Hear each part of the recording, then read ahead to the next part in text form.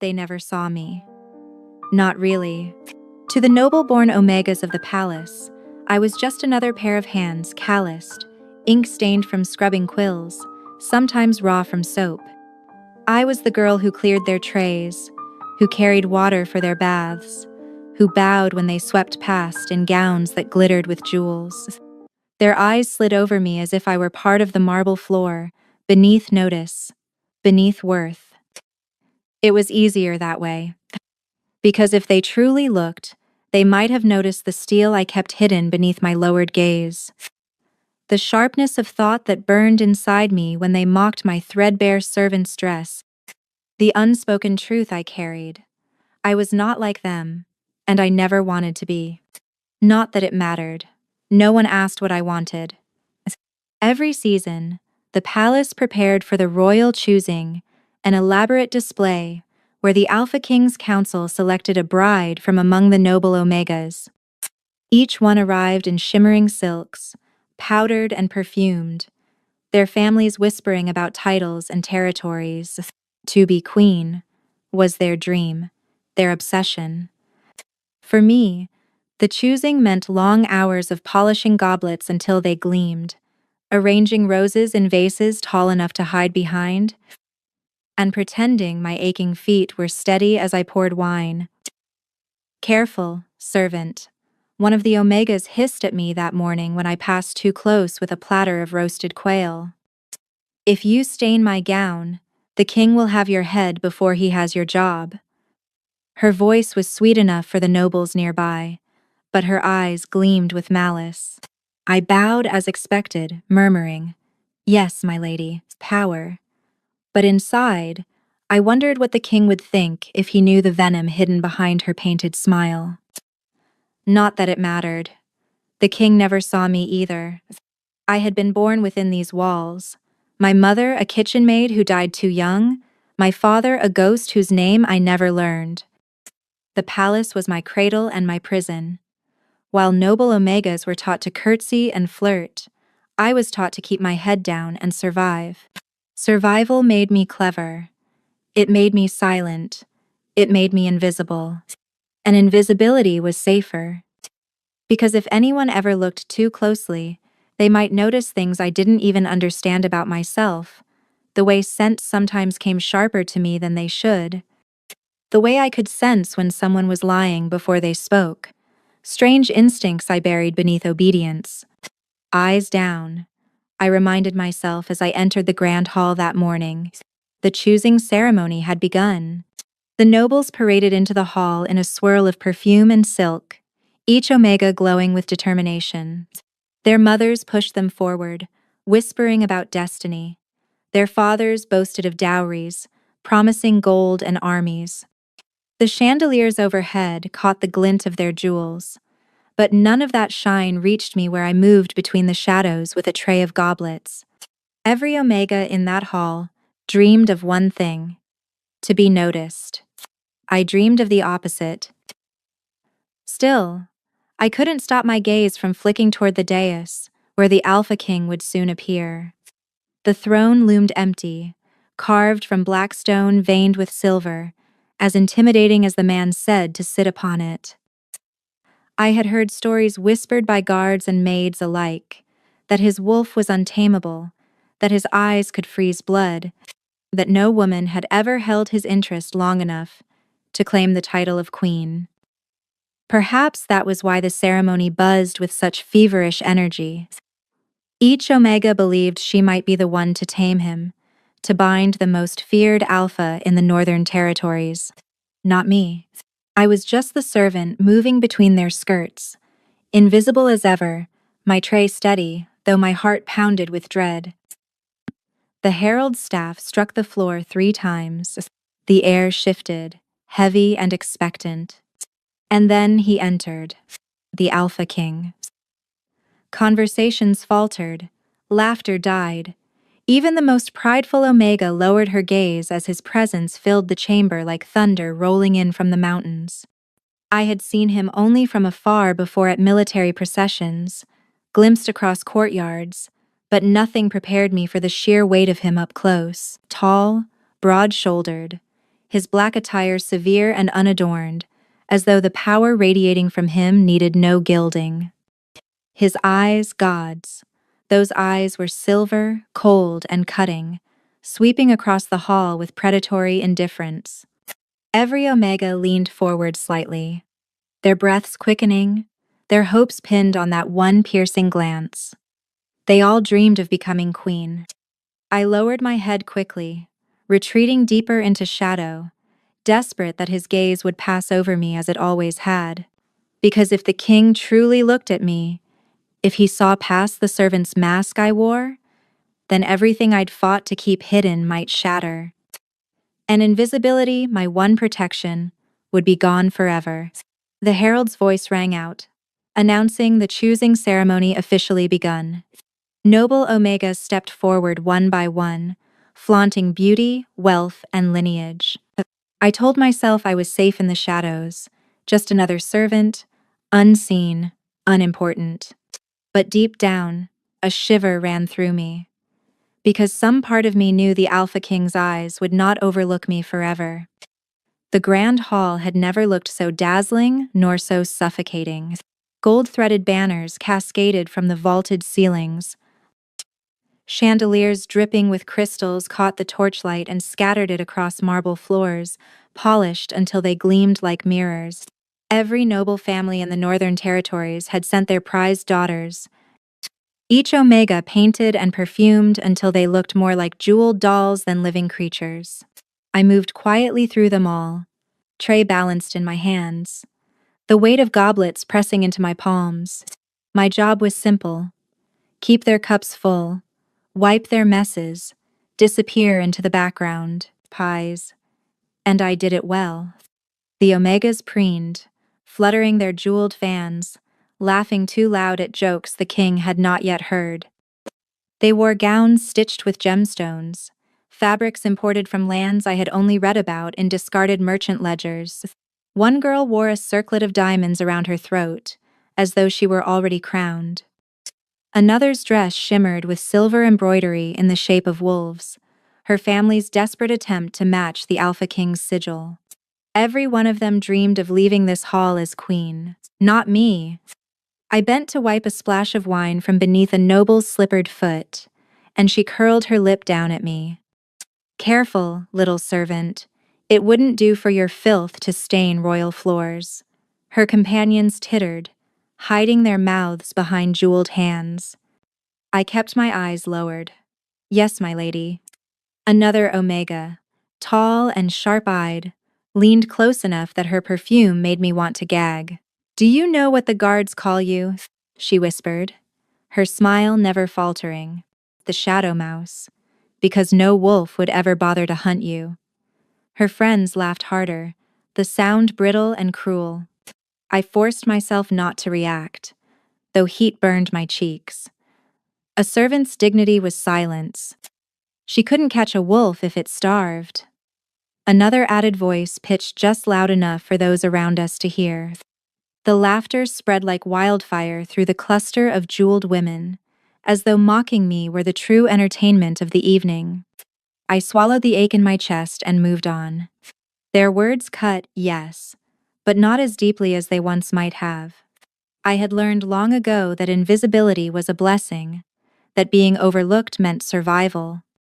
If they wasted their venom on me, perhaps they'd ignore the truth simmering beneath my skin, that part of me that was not entirely what I seemed. "Keep your head down," I muttered under my breath, balancing the tray as I approached another group. The herald's staff struck the floor. A hush fell instantly, like the hall itself was holding its breath. The doors at the far end swung open, and the Alpha King entered. Even after seeing him only the night before from the shadows, the effect of his presence was overwhelming. Every Omega in the hall leaned forward unconsciously, breaths quickening, eyes wide and glittering. Their wolves stirred visibly beneath their skin, yearning for recognition. Lysander Valdris. The name itself carried the weight of legend. Alpha King of the North. Untamed wolf. Shadow of war and storm. He strode down the aisle with lethal grace, black cloak trailing, silver eyes unreadable. Guards fanned behind him, but none could compete with the raw force of his presence. His gaze swept the hall, indifferent, as though none of the painted omegas mattered. Still, the nobles tried. One by one, they stepped forward into the circle at the hall's center, performing as if on stage. "My king," one purred, dipping low so her jeweled neckline gaped. "My family offers our lands at the western border." Another bowed, voice trembling with rehearsed devotion. "Choose me, and I will bear you strong sons. A dozen, if the moon goddess wills it." Laughter, whispers, posturing, it all blurred together as I moved silently between them, filling cups, setting down fresh platters, wiping spills before they stained the immaculate marble. I told myself I was safe here, invisible, beneath their notice, as always. But then something shifted. The Alpha King's gaze stopped, and it stopped on me. I felt it, before I even dared to look, like a weight settling on my shoulders, heat crawling up the back of my neck. My fingers faltered on the tray. I kept my head bowed, praying he'd move on, praying his silver eyes had only brushed past me by chance.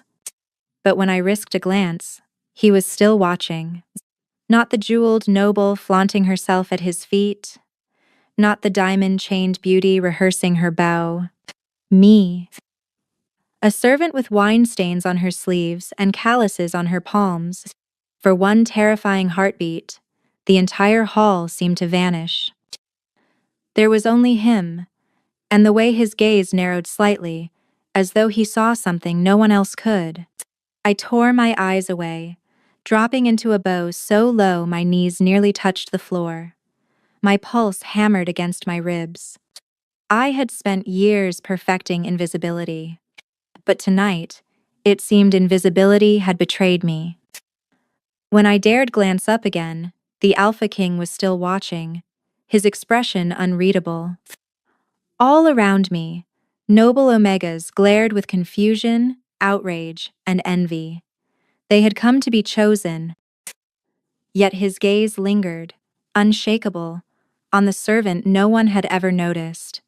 I had told myself his gaze would pass, that the Alpha King had only glanced my way by accident, that silver eyes so cold and sharp could never truly see me.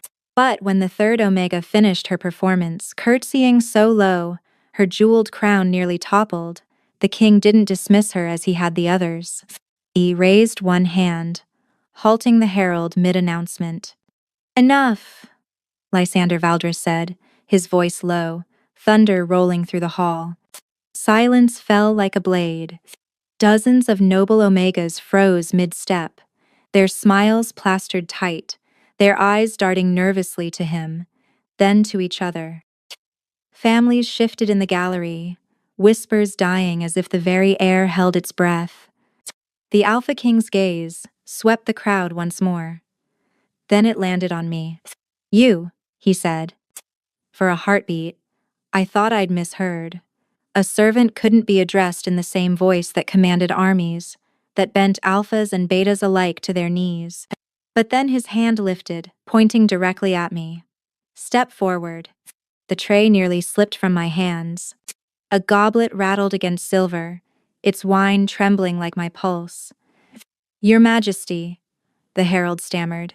"That one is—" I said, "Step forward." Lysander cut him off. The words cracked like a whip, and before I knew it, my feet obeyed. My legs carried me from the shadows into the center of the hall, where noble Omegas glittered like jewels under the chandeliers. I felt their glares slice across my skin. Shock, outrage, disbelief all twisted together. "She's a servant," one noble hissed. "An insult." Silence. The king's command shattered her protest before it began. I stopped in the circle where others had bowed so gracefully. My knees shook, my palms still clutching the tray like a shield. Pause. Every instinct screamed at me to drop into the lowest bow, to beg forgiveness for drawing his attention. But something inside me, something stubborn, untamed, kept my chin from sinking completely. The king studied me in silence, and in that silence, the hall seethed. She cannot stand there, another Omega protested, her jeweled fan snapping shut like a blade. She hasn't even a family name to offer. She couldn't even manage a wolfhound, much less a king. Their laughter was brittle, desperate, but I heard the sharp edge of panic beneath it. Lysander ignored them all. He rose from his throne, descending the dais with a predator's grace.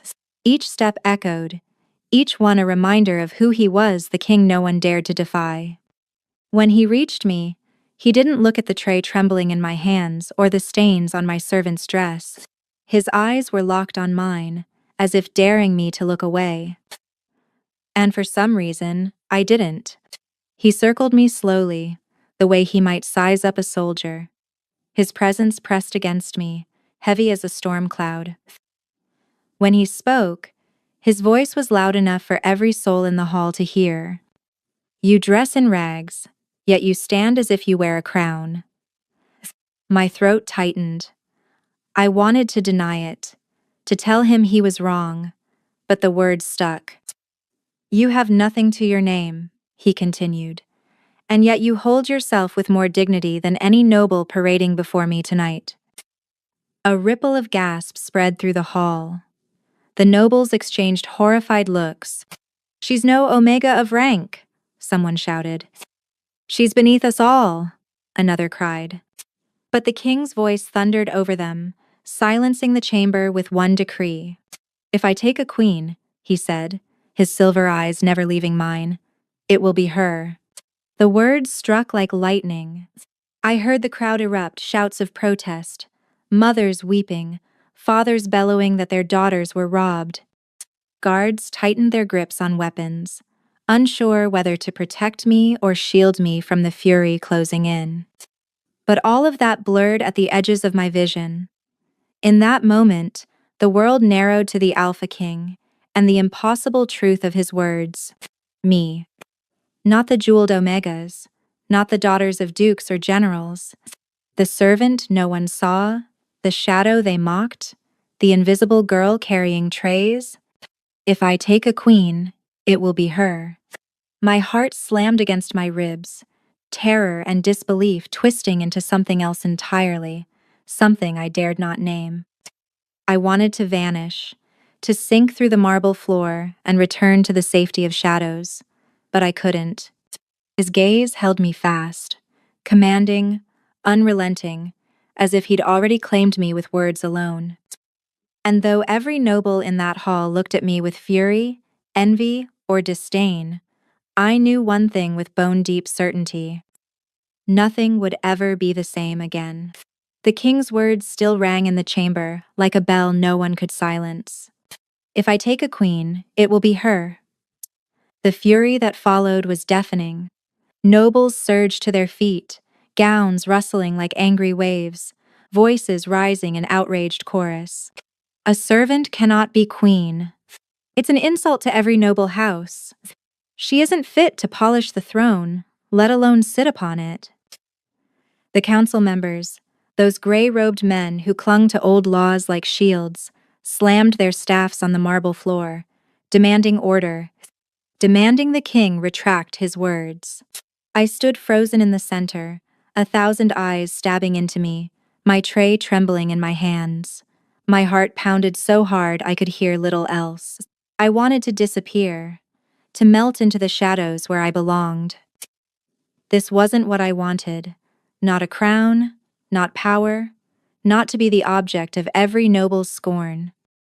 I had lived my life unseen, and invisibility had been my one protection. Now the king had stripped it away with a single sentence.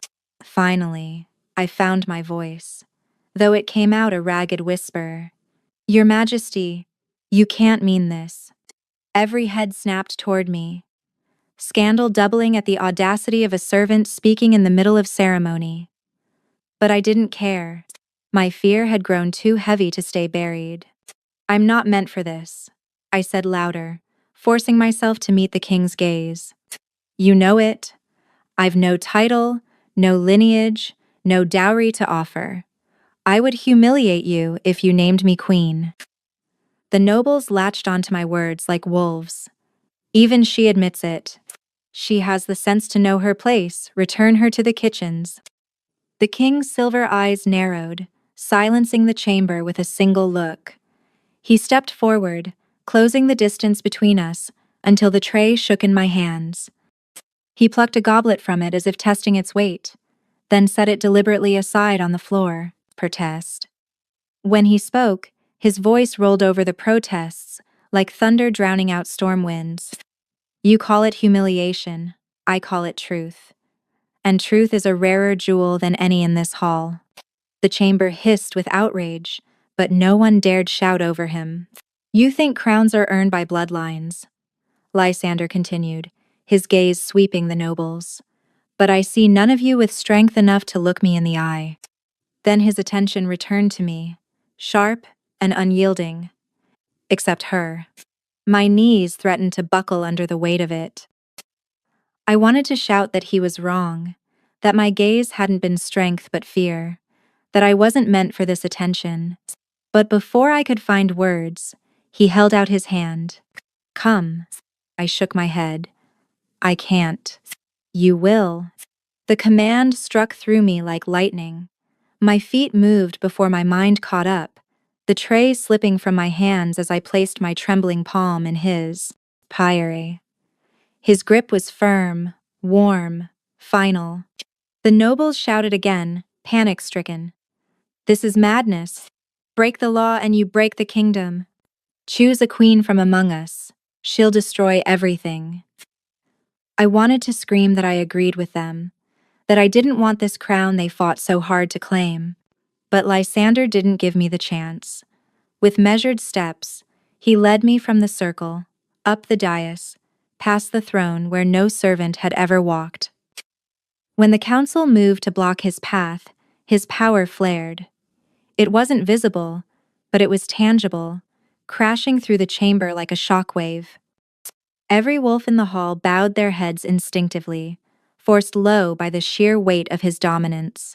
Even I felt it, my knees weakening, but his hand on mine held me steady. Enough, he said, voice iron. I will not hear another word. This servant is mine, not as my property, not as my entertainment, but as my mate. The silence that followed was absolute. Mate. Mate. The word pierced me more deeply than any title. To wolves, it was more than marriage, more than alliance. It was bond, permanence, forever. My breath came shallow. You can't mean that, I whispered, so soft I thought he might not hear. But his grip tightened, and when he leaned close, his words were for me alone, a vow whispered against the storm. You belong to me now, he said, silver eyes burning with something I couldn't name. Not as a servant, not as a shadow, as my mate. The world tilted, outrage still crackling around us, but all I could hear was the steady certainty in his voice. My life of invisibility had ended in that instant. And whether I wanted it or not, everything was about to change. The royal wing was a world I had only glimpsed in, hurried cleaning runs, corridors lined with black marble veined in silver, towering windows that overlooked the entire citadel, and guards who moved like shadows with blades at their hips. Now I walked those halls not as a servant with her head bowed, but hand in hand with the Alpha King. Every step felt like a trap closing around me. When the doors to his private chambers shut behind us with a deep, final thud, I yanked my hand free and spun to face him. The weight of the nobles' hatred, the council's fury, the humiliation of being dragged before them, all it burned through me, leaving only anger. Why? My voice shook, but not with fear, with rage. Why do this to me? Why humiliate me in front of them? You could have chosen any of those women they begged for your crown. Instead, my throat closed around the words. Instead, you pointed to me. A servant. Lysander regarded me with that same unflinching calm that made entire armies bow. He stood near the fire, shadows curling over his shoulders, silver eyes catching the light like a predator's. Humiliate you? He said softly, almost to himself. Is that what you think I did? My fists clenched. What else could it be? You've turned me into their enemy. They'll never see me as queen. They'll never see me as anything but a joke. I'll be the story they whisper about for generations. The servant who dared sit on a throne. At last, something flickered in his expression, not anger, but amusement edged with something darker. He took one measured step closer, and though I fought it, my wolf, the small trembling thing inside me, I barely understood, flinched at his presence. You think I chose you to make a spectacle? His voice dropped, quiet but sharp as steel. I chose you because I had no choice. I blinked. What do you mean? His gaze held mine, piercing. From the moment I saw you, my wolf recognized yours, pacing. The room seemed to tilt beneath me. That's impossible. Is it? He asked, coming closer still. Every Omega in that hall paraded herself before me, drenched in perfume and false confidence. Yet the instant my eyes met yours, my wolf stilled. He reached out, not touching, but close enough that the air between us seemed to hum. You're mine, and I am yours. A true mate bond. It cannot be ignored. I shook my head, backing away until my shoulders pressed against cold stone. No, I don't believe you. His lips curved in the faintest of smiles, not cruel, but certain. Your disbelief changes nothing. The bond exists, whether you accept it or not. I wanted to argue, to scream that he was wrong, that I was nothing. But the truth pulsed beneath my skin, undeniable. I had felt it too, hadn't I? That impossible pull in the hall when his eyes locked with mine, the way the world had narrowed to just him. The way my breath had caught, not with fear alone, but with recognition. I've always been different, I whispered, more to myself than to him. Since I was a child. His eyes sharpened. How? I hesitated, shame coiling like a snake in my gut. But something in his gaze demanded truth. I dream things before they happen. Small things, broken glasses, storms arriving early, people speaking words I've already heard in my sleep. My voice grew quieter. And sometimes I smell lies, like sourness in the air. My senses, they're sharper than they should be. Sharper than any Omegas, to me. My mother told me to keep it hidden, that no one could ever know. For the first time, surprise flickered in his silver eyes. Then it was gone, replaced by understanding so deep it unsettled me. He stepped close enough that his shadow swallowed mine, his voice a whisper against the firelight. Quote, "They don't want you, Queen," he murmured, "because they fear what you are becoming." The words struck harder than any insult ever had. I stared up at him, breath caught in my throat, as the firelight painted his scarred jaw, the terrible beauty of his face. I had thought his choosing me was madness, cruelty, humiliation, but now I wondered if it was something else entirely. The royal feast was a spectacle meant to silence doubt, but all I felt when I stepped into the hall was the sharp edge of hostility. Gold platters groaned beneath roasted meats, jeweled goblets overflowed with wine, and music from silver flutes floated through the air. Yet beneath all the opulence lay tension so thick it could choke a wolf.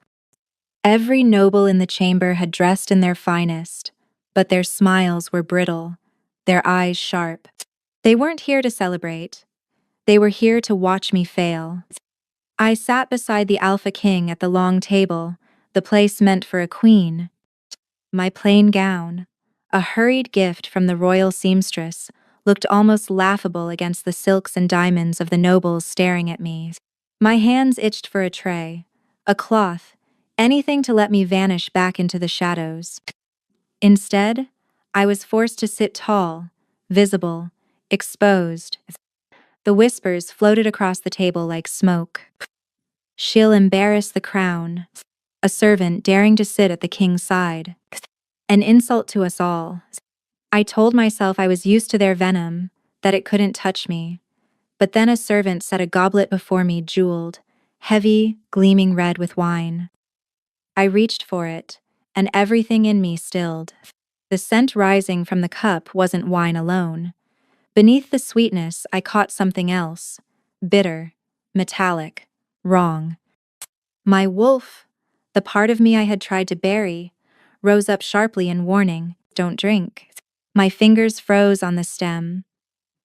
The music swelled, laughter rose, but the goblet seemed to burn in my hand, power they're watching. Lysander murmured beside me, his voice low enough that only I could hear. Drink, and prove them wrong. I turned to him, panic tightening my chest. There's something in it. I can smell it. His eyes flashed silver, sharp with sudden interest. He took the goblet from my hand, lifted it to his nose, and inhaled. For a moment, his expression was unreadable. Then he stood. The hall went silent.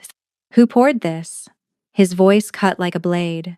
The servant who'd set the goblet down dropped to his knees, trembling.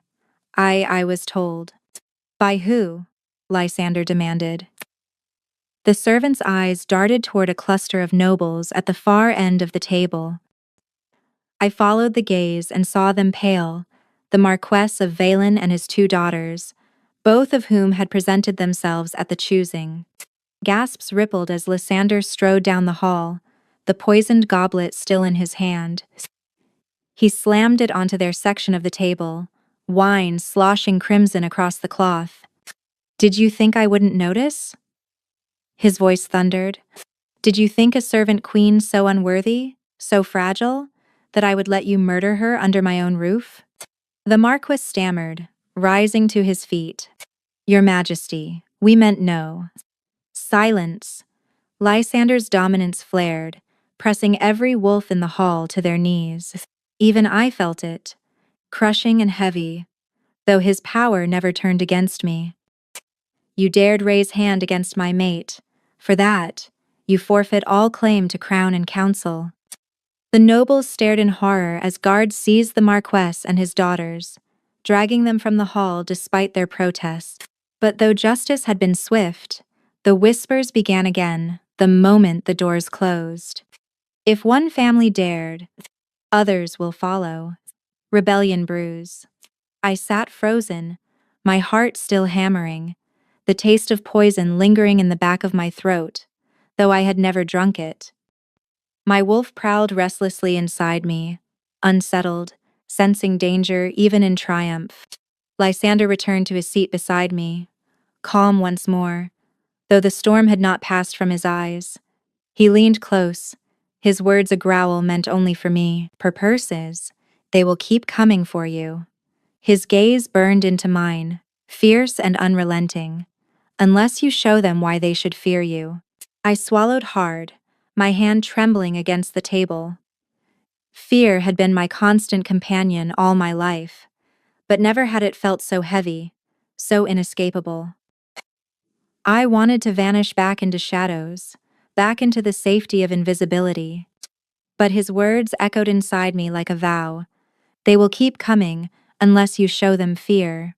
And for the first time, I wondered if I had the strength to become exactly what they feared. That night, sleep refused me. Even in the sanctuary of the royal wing, shadows pressed close, and the memory of poisoned wine clung to my skin like smoke. My body trembled with exhaustion, but my mind would not rest. Every whisper from the feast echoed in my head. A servant can't be queen. She's unworthy. She'll destroy us all. They hated me. They feared me. And the worst part was, I feared myself too. I paced the chamber, moonlight spilling across stone walls veined with silver. My hands shook as I pressed them to my chest, trying to steady the frantic beat of my heart. Something was wrong. Something inside me was clawing to get out. At first, I thought it was panic, but then my nails dug into the wall, and the stone scraped beneath them. Too deep, too sharp. I froze. My fingers weren't fingers anymore. They were lengthening, curling, nails hardening into claws that caught the light. No, I whispered, stumbling back, staring at my hands as they flickered between human and something else. This isn't possible. My breath came ragged. Pain lanced down my arms, muscles tearing and stitching themselves back together in ways that weren't natural. My reflection in the tall mirror across the room shimmered, half woman, half wolf. And then the voice came, not from the hall, not from outside, from within. Finally, it whispered, low and guttural, yet undeniably mine. You feel me? I gasped, clutching my head as though I could rip it out. No, no, this isn't real. It's real. The voice insisted, calm, certain. I've always been here, buried, waiting. My knees buckled. I dragged myself to the wall, claws scoring deep grooves into the stone as I tried to hold on, to keep from unraveling. My skin burned, my bones shifted, and still I fought it, terrified of what I was becoming. The door slammed open. Lysander was there in an instant, silver eyes glowing faintly in the dark. He took in the sight, me crouched on the floor, claws carving into the wall, eyes wild, and he didn't look surprised. Breathe, he commanded, his voice steady, cutting through the chaos. I can't. My words broke into a growl, my throat shaping sounds that weren't human. Make it stop.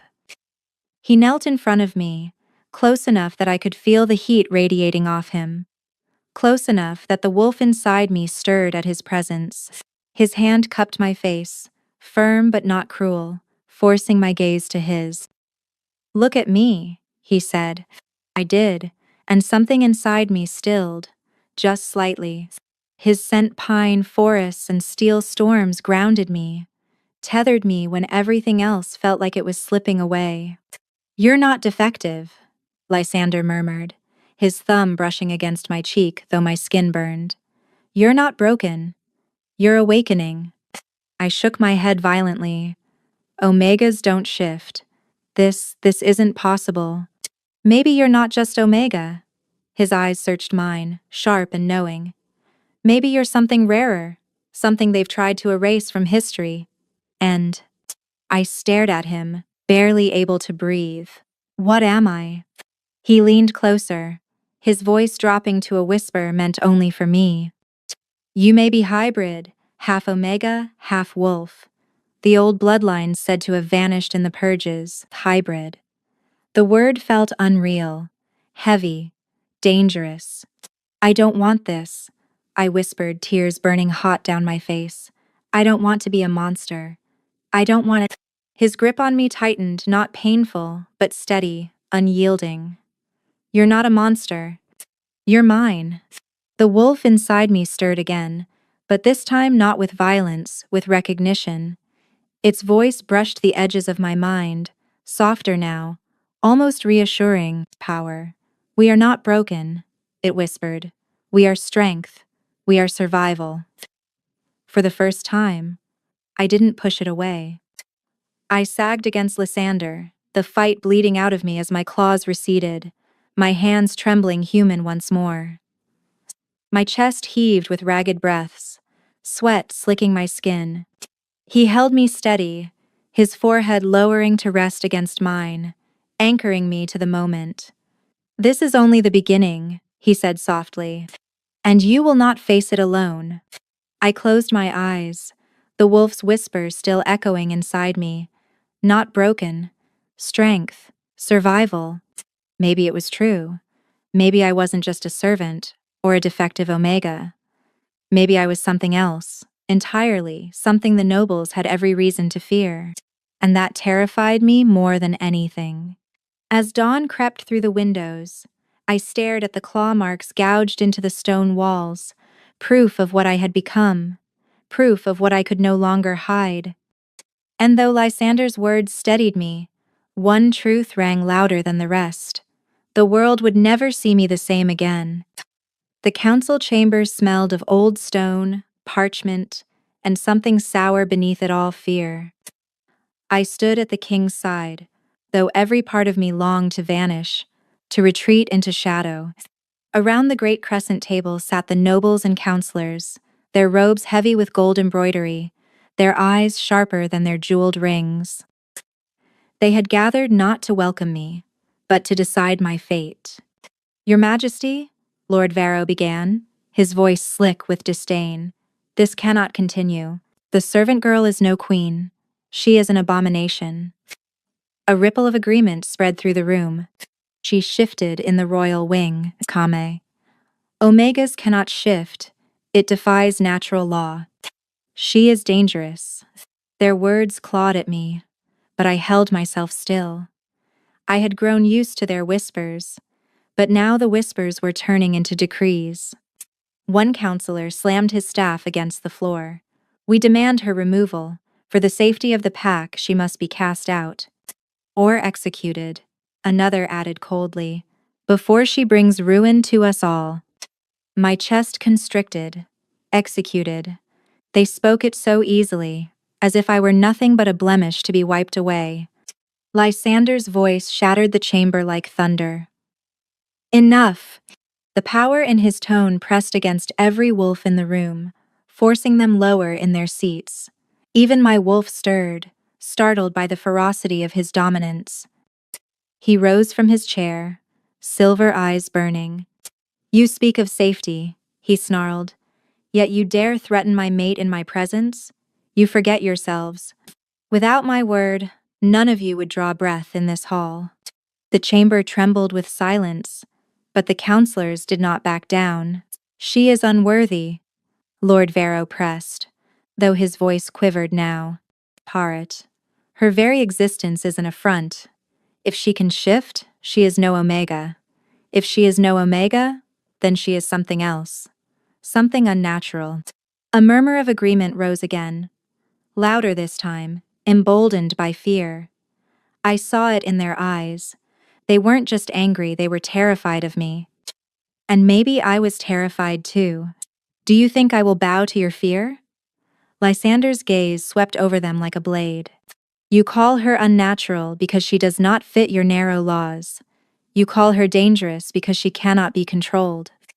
Perhaps it is not she who is dangerous, but your lust for power." That silenced them for a moment, but only a moment. Then came the venom. "We vote for her execution. Strike her down before her wolf consumes us all. Better one death than a kingdom destroyed." Their voices blurred together until my own pulse drowned them out. My hands shook at my sides, nails biting into my palms. I could feel my wolf thrashing beneath my skin, restless, angry, hungry to speak. And then I caught it. A scent. Not the sour fear that filled the chamber.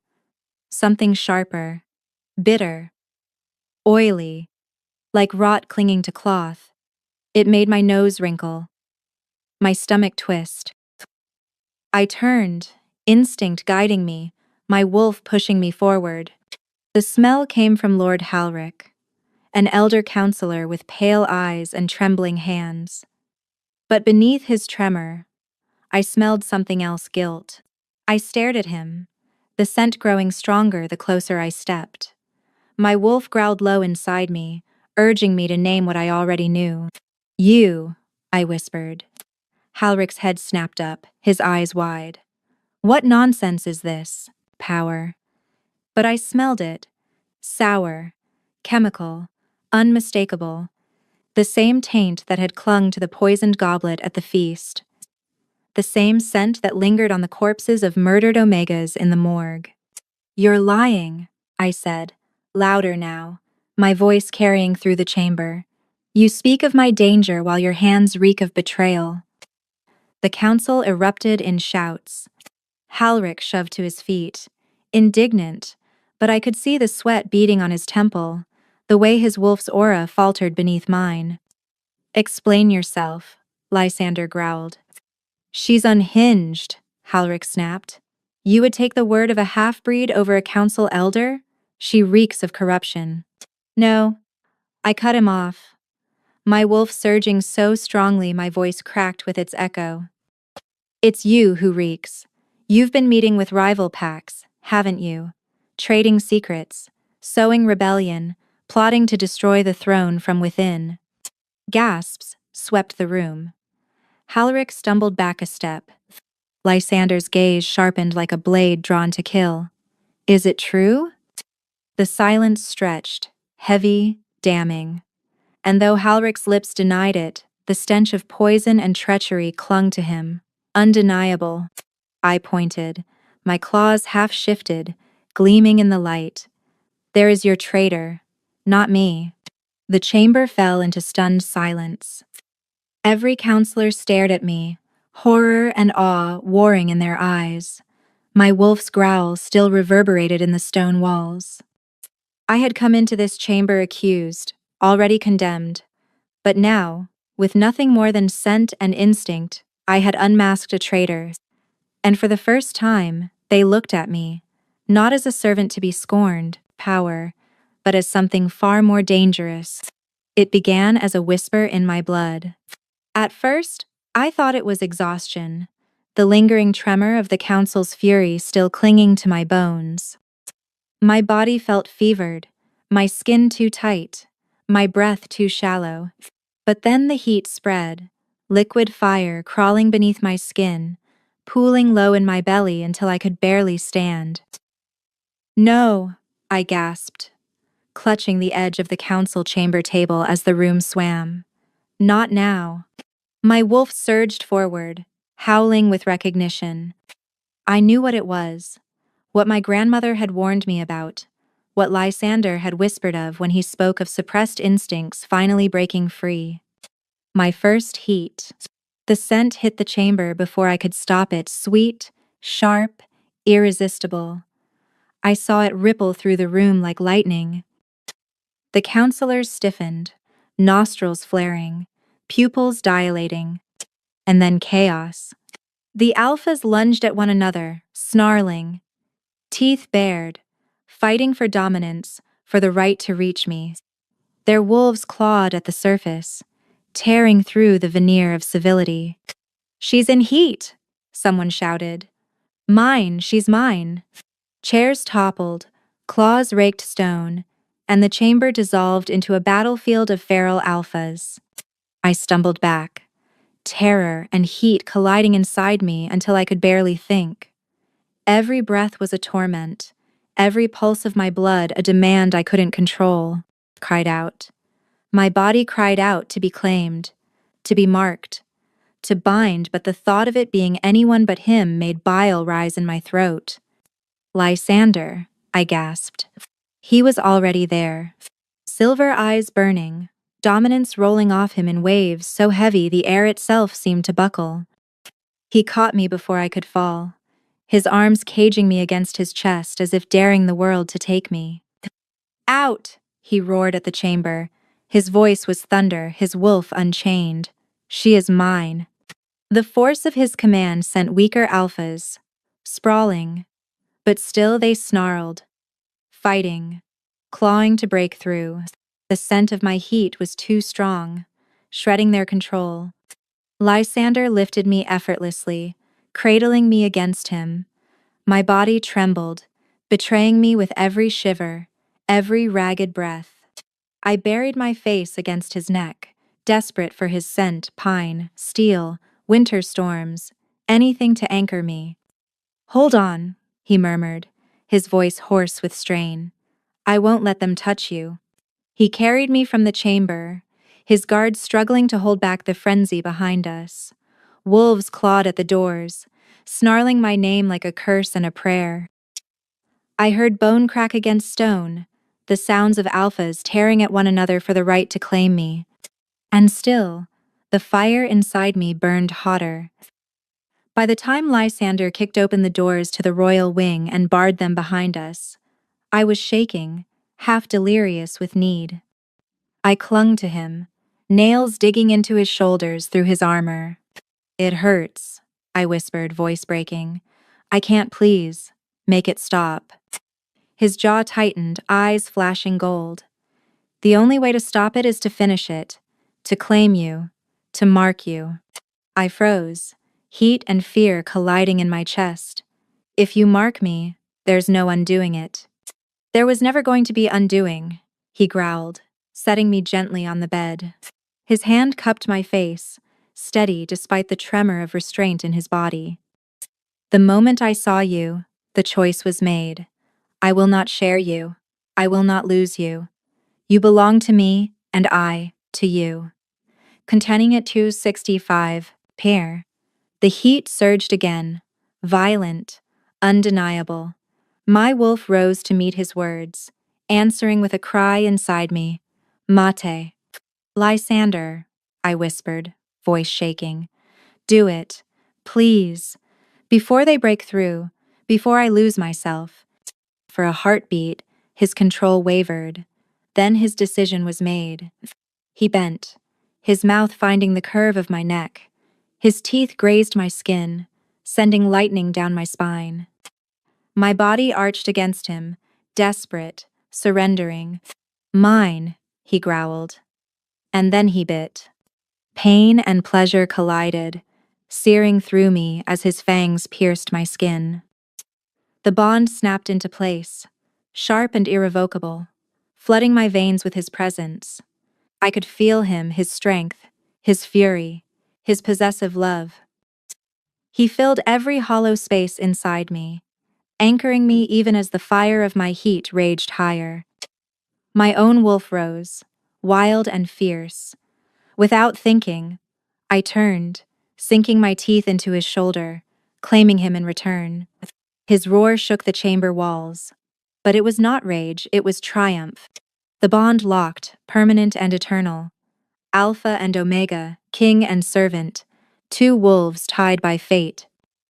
The heat no longer burned like torment, it surged like power, tempered by his mark. My body eased, the fever transforming into something deeper, sweeter.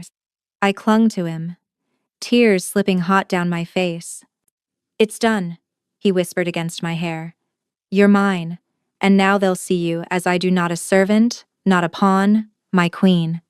Outside, the howls of feral alphas faded into silence, broken by submission. My scent had changed, claimed, sealed. None could challenge it now. I lay against his chest, exhausted but unbroken. The fire inside me still glowed, but it no longer threatened to consume me. Power. It had become something else. Bond, strength, destiny. And when I closed my eyes, one truth thundered through me with every heartbeat. The servant they scorned was gone. The queen they feared had risen. The palace never truly slept, but that night its silence was uneasy. Word of the bond had spread like wildfire. By dawn, the entire citadel knew that the Alpha King had marked a servant girl as his mate and crowned her queen. Me. I heard the whispers everywhere I walked, some laced with awe, most dripping with venom. She stole the throne. A servant can't be queen. The king has gone mad. One voice cut sharper than the rest, Lady Selene. She had been the brightest jewel of the choosing ceremony, the favorite among the noble-born Omegas. She carried herself like she already wore the crown, her beauty sharpened by ambition. When Lysander claimed me instead, her humiliation was carved into her face for all to see. Now, that humiliation had turned into something darker. It began with rumors of secret meetings. Selene's carriage leaving the citadel at night, escorted not by palace guards but by strangers cloaked in southern colors. Then, reports of armed wolves moving near the borders, their banners stitched with the crest of a rival Alpha. By the time Lysander summoned his war council, the whispers had become certainty. She's allied herself with Alpha Draven, Commander Thorn reported grimly. His scarred jaw tightened as he unrolled a map across the war table. Their forces march even now, 200 wolves at least, headed for the citadel. A murmur of outrage rippled through the gathered officers. Draven's name carried weight and alpha from the southern territories, brutal and cunning. For him to ally with Selene was more than betrayal. It was declaration of war. Lysander's silver eyes cut to me, sharp and unflinching. Her quarrel was never with me, he said, voice cold. It was with the mate bond. With you. My stomach twisted. I had known the nobles resented me. I had not realized one would rather burn the kingdom than see me on the throne. She won't stop until you're dead, Thorn added bluntly.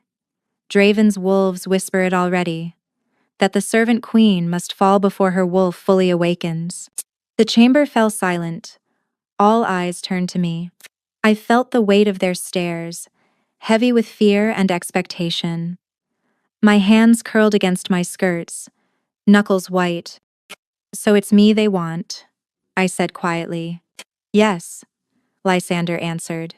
His hand closed over mine, warm and steady, anchoring me against the storm. But they will have to rip you from my corpse to reach you. For the first time since my heat, I saw the glimmer of worry in his eyes. He had faced armies, assassins, rebellions. Yet this was different. Because the bond tied us. My danger was his weakness. We can fortify the citadel, Thorn suggested. Double the guards at the Queen's Wing. Prepare the archers along the walls. Power. They're not coming for walls, I cut in. My wolf stirred inside me, restless, listening to something beyond the chamber. They're coming for me. And if I hide behind stone and soldiers, they'll only see weakness. They'll think the nobles were right that a servant has no place as queen. The room went still. Lysander's jaw tightened, a muscle twitching. You are not bait. I'm already their target, I said, forcing steel into my voice. Hiding won't change that. If they want to see what kind of queen I am, then let them. For a long moment, no one breathed. Then Lysander leaned close, his voice a growl meant for me alone. If you step into that battle, you fight at my side. Never apart. His words sent a shiver down my spine, not from fear, but from the promise in them. Together. Always. Together. That night, preparations filled the citadel. Armored wolves moved through torchlit halls, sharpening blades, stringing bows. Servants carried water and bandages. I walked among them, not as a servant, but as their queen. Their gazes followed me with uncertainty, yet also something else hope. By dawn, the horizon burned with the glow of torches. Draven's army approached, banners snapping in the wind, Selene riding at his side in silver and crimson. Her beauty was striking, but her smile was poison. She lifted her voice across the valley, carried by unnatural strength. People of the north, your king has betrayed you, chaining himself to a servant. She is no queen. She is corruption, weakness, death. The southern wolves howled agreement. The nobles behind the citadel walls murmured uneasily. Selene's gaze found me on the battlements. Her voice dripped venom. Come down, little servant. End this farce. Or we will end it for you. The fire in my veins roared to life. My wolf surged, pressing against my skin, demanding to be seen. I straightened, meeting her eyes without flinching. You want me? I whispered, though the wind carried my words farther than I intended. Then come and see what a servant queen can do. The horns of war blared. Wolves on both sides shifted, claws flashing, fangs bared. Lysander's hand found mine, our bond thrumming like a living thing. The storm had come, and its eye was fixed on me. The siege began at dawn. From the citadel walls, I watched as Draven's army swarmed the valley, below wolves in steel and leather, their snarls carrying on the morning wind. At his side rode Selene, her silver gown replaced by crimson armor, her head high as though she already wore my crown. Inside the citadel, the nobles quivered, and the servants scurried. Some whispered prayers. Others whispered my name as if it were both curse and hope. I had been a servant like them not long ago. Now I was queen. And the enemy came not just for Lysander, but for me. The gates shook with the first battering ram. Lysander drew his sword, silver eyes blazing as he commanded the battlements. Archers, loose.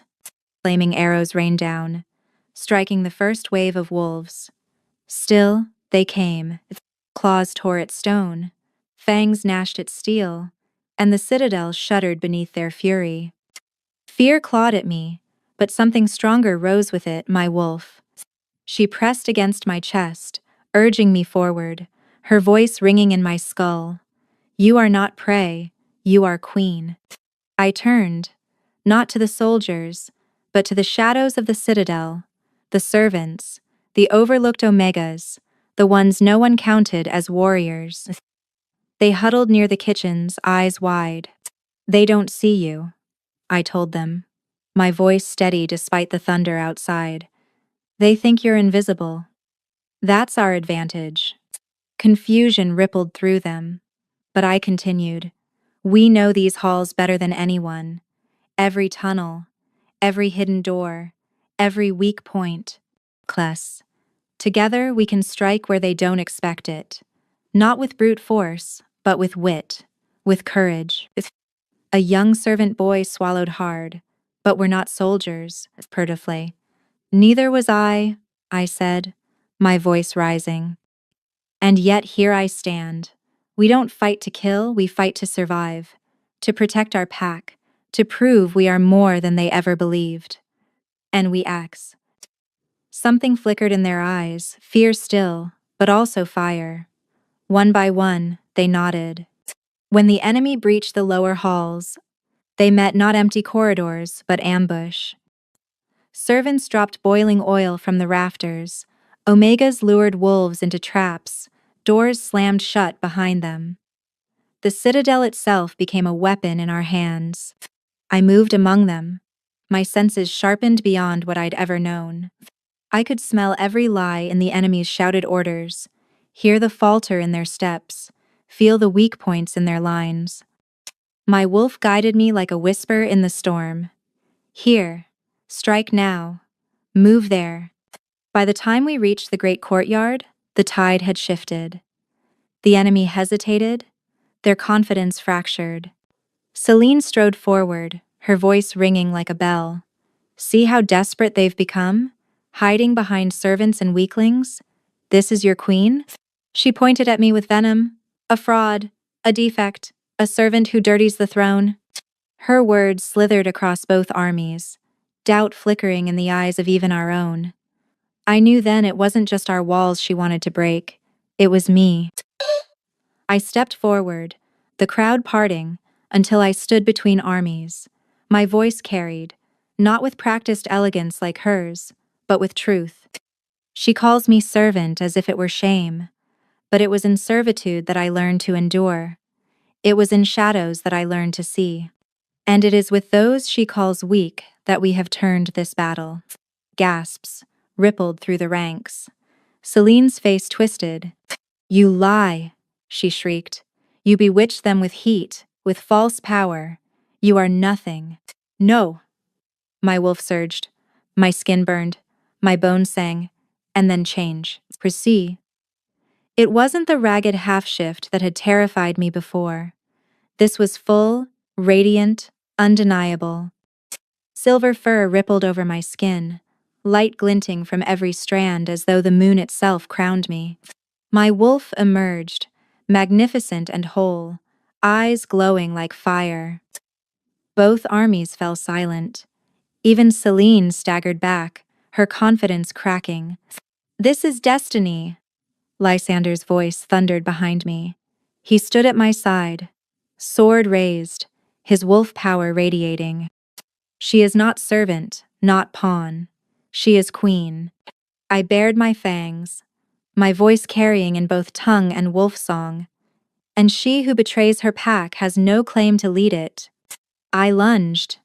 My claws ripped Celine's banner from her hands, tearing the crest in two. Gasps turned to roars as the enemy faltered, their loyalty shattering before their eyes. Their queen had been unmasked, not noble, not worthy, only treacherous. Selene screamed, but her voice was drowned beneath the howl of my wolf. The battlefield shifted. Our army surged forward with renewed fury, while Dravens faltered, half of them breaking ranks, unwilling to fight against a queen silver-marked by destiny itself, her centers. For the first time, I did not stand behind Lysander. I stood beside him, our wolves shoulder to shoulder, the bond between us blazing like fire. Together, we drove them back. Together, we turned the tide. And as Selene fled into the chaos, her voice ragged with fury, I knew this battle had done more than defend the throne. It had proven it was mine. The citadel still smelled of battle iron and ash, blood and smoke, but the war cries had faded, replaced by something rarer. Silence. Victory. I stood in the courtyard, my body trembling from exhaustion, my wolf still simmering beneath my skin. Around me, soldiers dragged away the remnants of Draven's army, while servants who had once hidden in corners now stood tall, pride blazing in their eyes. The nobles kept their distance, their fine robes dusted with rubble and fear. And at the center of it all, Lysander. He looked at me not as king, not even as alpha, but as mate. His sword dripped crimson, his silver eyes burned like firelight, and still, he looked at me as if I were the only thing in this ruined courtyard that mattered. He raised his voice so all could hear. The battle is over, the citadel stands, and we stand because of her. The crowd stirred, heads turning toward me, my throat tightened. Me, the servant they had scorned, mocked, ignored. Me, the girl who once scrubbed their floors and poured their wine. She led you, Lysander continued, his voice a blade and a promise. She defended this citadel with wit, courage, and the spirit no council could break. By bond and by battle, she is your queen. Gasps swept the courtyard. Some cried out in protest, but others fell silent, bowing their heads instinctively beneath the weight of his command. A crown was brought forward, not the gaudy thing encrusted with jewels that had been prepared for Selene, but an older one, a relic from the time of the first rulers. Silver worked with iron, plain but unyielding. A crown forged for warriors, not courtiers. Lysander lifted it, his hand steady despite the blood still drying on his skin. "Kneel," he said softly. My knees wavered, not from weakness, but from awe. I knelt. The crown touched my brow, cool and heavy, and when he drew back, I rose not as servant, not as prey, but as queen. The courtyard erupted. Some nobles shouted their outrage, but their voices were drowned beneath the roar of the people's servants, soldiers, Omegas, who had hidden their strength for too long. They chanted, voices uniting in a name they had never spoken this way before. My name. I looked across them all, my voice rising clear. Today, a servant became queen, not by birth, not by beauty, not by ambition, but by bond, by spirit, by the will of the wolf inside me. And let this be the first truth of my reign. No wolf's worth will ever again be measured by bloodline. From this day, worth is proven by strength of spirit. The words struck like fire. Servants wept openly. Young Omegas clutched each other's hands, eyes alight with hope. Even some alphas bowed their heads, shame and recognition warring in their faces. I felt my wolf inside me, steady and proud. This is what we were meant for, not to rule through fear, but to change what was broken. In the crowd, I saw them, the nobles who had mocked me. The same lips that once whispered, "She's nothing now," pressed to the stone in reluctant bows. Their silken jewels could not shield them from the truth. The throne they had all dreamed of had not chosen them. It had chosen me. Later, when the citadel was quiet again, I walked through its halls. Children peeked from doorways, their wide eyes following me. Once, they would have whispered servant as I passed. Now, their voices carried something else. Queen. Some said it in awe, others in wonder, a few with giggles that betrayed excitement, but none said it with mockery. At last, I stood on the high balcony overlooking the kingdom. The night sky stretched endless above, stars glittering like silver. Lysander stood beside me, his hand finding mine, our bond thrumming like a living thing between us. They all dreamed of becoming queen, I whispered, more to myself than to him. And yet it was you, he said, voice warm, certain. Not because of what you were born into, but because of who you are. The wind carried my wolf's answer, fierce and gentle all at once. We are not servant, we are not prey, we are queen. And as the kingdom below stirred with the whispers of change, I knew the truth would live far beyond this night. They had mocked me, they had doubted me, they had tried to erase me. But in the end, it was the servant who rose, chosen not for beauty, not for bloodline, but for a bond that remade the kingdom. From that day forward, children in the citadel played not at being noble daughters chosen for crowns, but at being servants who rose above them all. And when they whispered my name, it was not in scorn, but in reverence spoken as the queen who proved that worth was not given, but earned.